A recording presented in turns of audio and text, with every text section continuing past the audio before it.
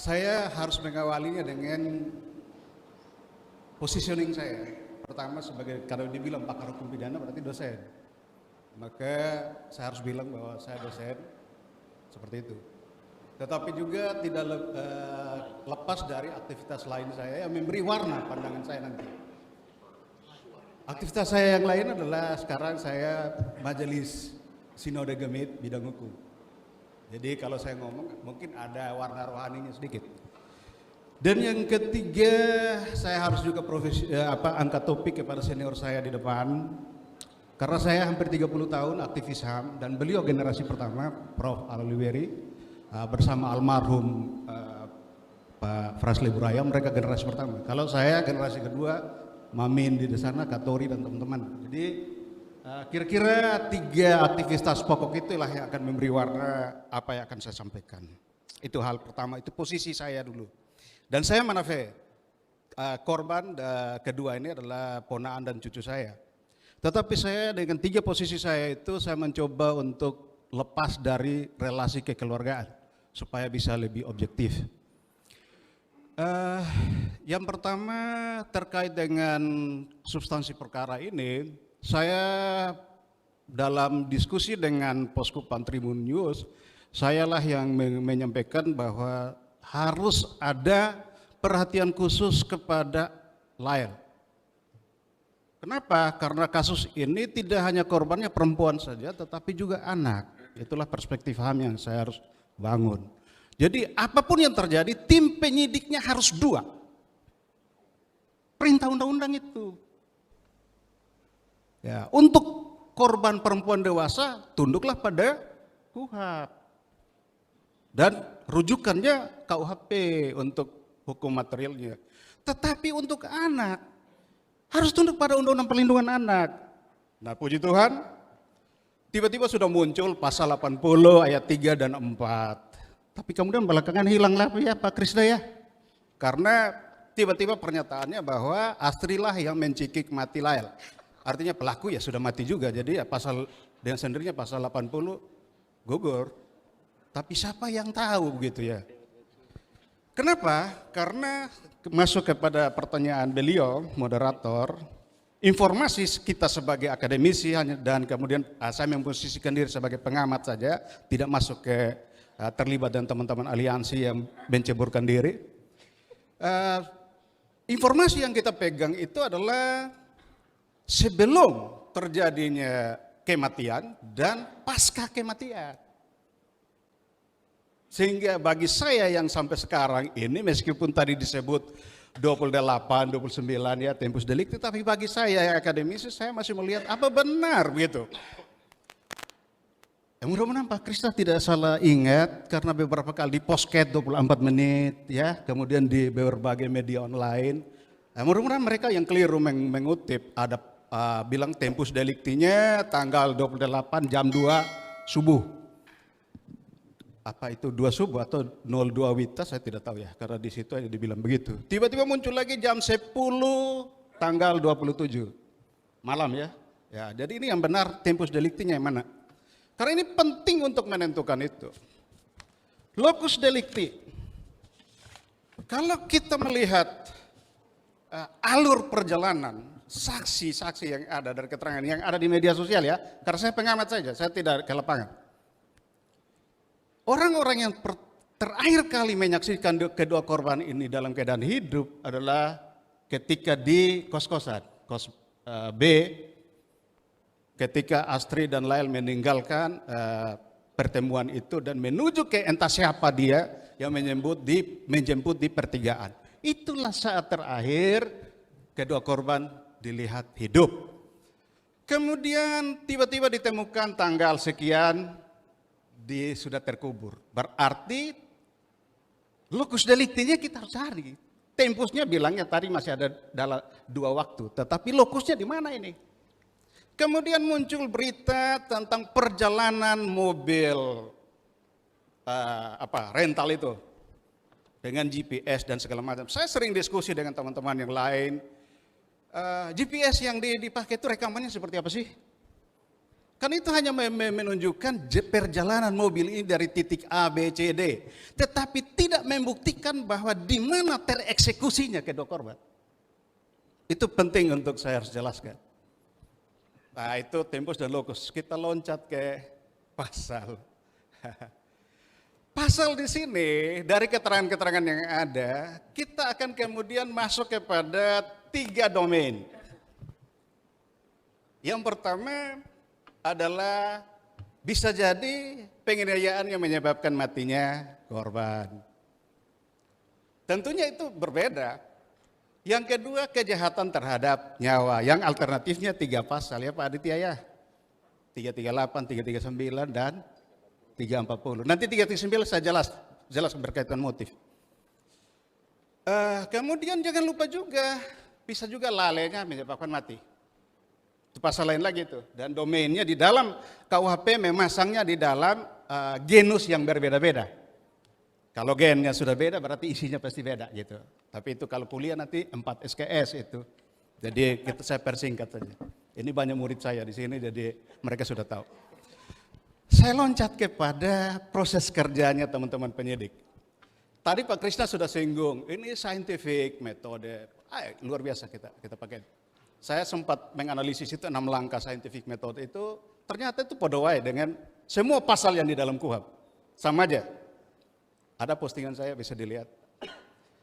Artinya apa? Apa yang dilakukan itu sudah merujuk. Profesiat Pak, itu saya sangat-sangat setuju, itu kerjanya bagus sekali. Tetapi yang jadi saya bisa memahami kesulitan daripada penyidik itu tadi kantong-kantong begitu banyak yang disuting itu tentang barang-barang bukti. Saya bisa melihat bahwa ada kesulitan mendasar daripada penyidik untuk mengungkap ini. Kenapa? Karena KUHP sudah menyatakan bahwa dalam penyidikan itu ada 2 tahap. Ada subnya yaitu penyelidikan. Di dalam penyelidikan ada 8 tindakan. 4 tindakan terkait dengan kewenangan berdasarkan kewajiban. Dan 4 tindakan yang bersumber dari perintah penyidik. Kemudian dalam penyidikan itu ada 10 rangkaian tindakan. Nah, saya singkat saja, terlalu panjang kalau cerita itu. Penyelidikan itu apa? Rangkaian tindakan untuk menemukan tindak pidana. Artinya penyelidikan itu tindak pidana sudah ditemukan Pak Krishna ya. Jadi tidak bisa setelah penyidikan baru kita cari bahwa ini tindak pidana apa. Penyelidikan sudah harus menemukan tindak pidana. Nah kemudian menuju kepada penyidikan baru produk akhirnya tersangka. Tindak pidana ditemukan kemudian dikumpulkan bukti tambahan untuk membuat terang dan dalam kondisi terang tersangka ditemukan. Jadi produk akhir daripada penyidikan itu tersangka. Nah, kalau sekarang penyidikan sudah mau berakhir tersangka masih belum jelas berarti bagi saya penyidikan belum sukses. Ini teori Pak ya. Nah, karena kita kuliah ya biasa begitu. Itu kerjanya. Kemudian mari kita mengerucut kepada metode kerja yang saintifik yang Pak Krishna sampaikan. Kerja pertama, saya ini kritik. Saya di kuliah juga anak-anak polisi banyak yang mahasiswa saya. Saya sering sampaikan dalam ilmu kedokteran kehakiman, kalau jenazah diketemukan pertama, lakukan visum et repertum.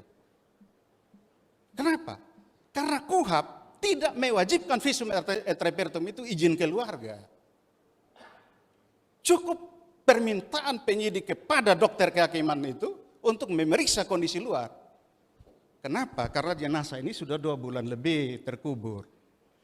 Kalau kita lihat durasi, saya tidak ikuti durasi yang waktu time itu, tetapi kalau kakanda saya kan tadi rinci sekali, jadi saya tidak usah ulang. Ketika jenazah ditemukan, mestinya visum et repertum. Jangan tunggu-tunggu tes DNA dulu keluarganya siapa, izin keluarga, baru otopsi. Ketika 1 bulan berikut lagi baru otopsi, kondisi laju pembusukan jenazah itu sudah sangat luar biasa. Maka jejak-jejak kekerasan fisik luar itu bisa saja sudah berubah. Termasuk misalnya kemungkinan perlawanan korban terhadap pelaku pada saat terjadinya cekik-mencekik itu sudah bisa hilang. Misalnya kulit, sederhana aja ya. Kalau saya cekik Prof. Alo, pasti Prof. Alo sudah baca karena kulit saya di kukunya Prof. Alo sudah bisa hilang kalau tunggu otopsi. Nah, itu perlakuan-perlakuan. Nah itu nanti kuliahnya panjang nanti. Itu satu titik, tapi sudahlah itu kita lewatkan karena ini hanya sekedar usul supaya kalau besok ada jenazah baru, visum dulu, jangan tunggu otopsi. Sekarang kita masuk kepada alat bukti yang tadi Pak Krishna sampaikan. Dan itu beberapa kali beliau jelaskan juga di berbagai media. KUHP itu mengkonstruksikan untuk membongkar suatu tindak pidana itu dimulai dari korban, ke bukti baru menemukan pelaku. Persoalannya korban sekarang dalam keadaan jenazah. Maka secara teoritis kesaksian korban itu tercatat di dalam otopsi. Jadi otopsi itu berisi tentang kesaksian korban tentang apa yang dia alami. Singkatnya begitu. Kalau nanti tanya profesor siapa-siapa ada banyak di hukum pembuktian banyak sekali itu. Mulai dari Prof. Muladi segala macam banyak sekali. Jadi saya tidak usah ulang satu-satu. Nanti dibilang copy paste. Nah itu sederhana seperti itu ya. Nah artinya apa?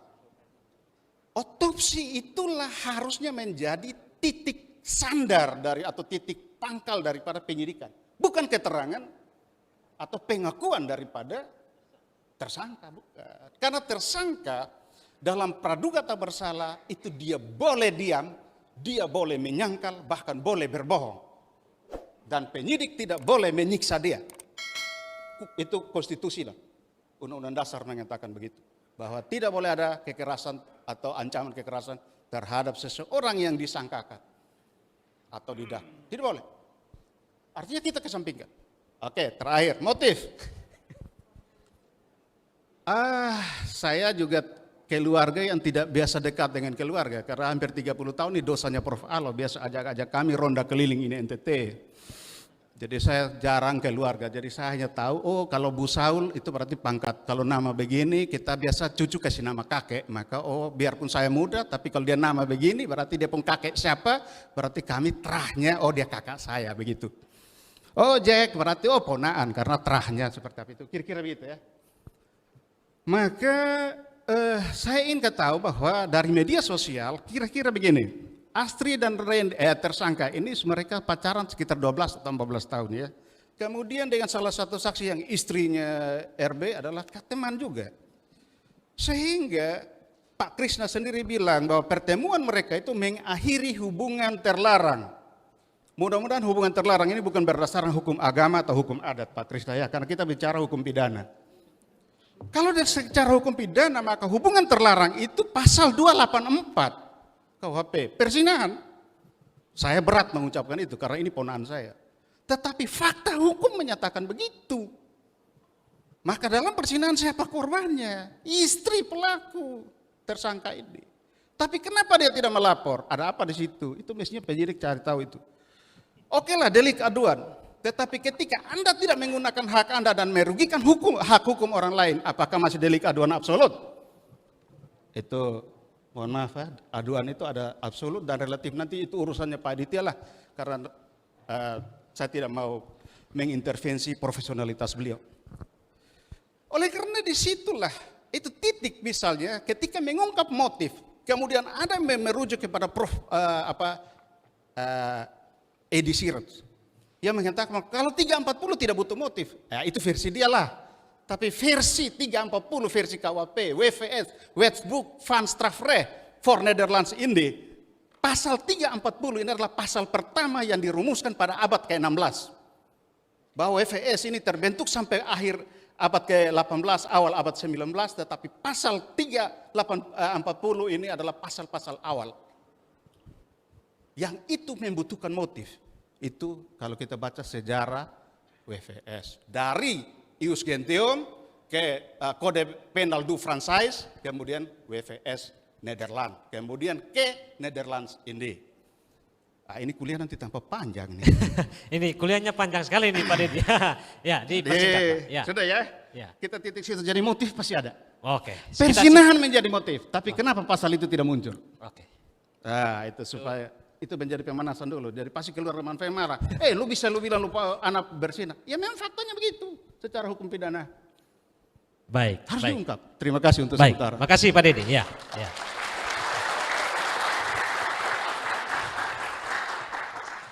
Pak Kris, Ini banyak catatan ini Pak Kris ya. Mulai dari GPS, kemudian ada locus delicti, tempus delicti.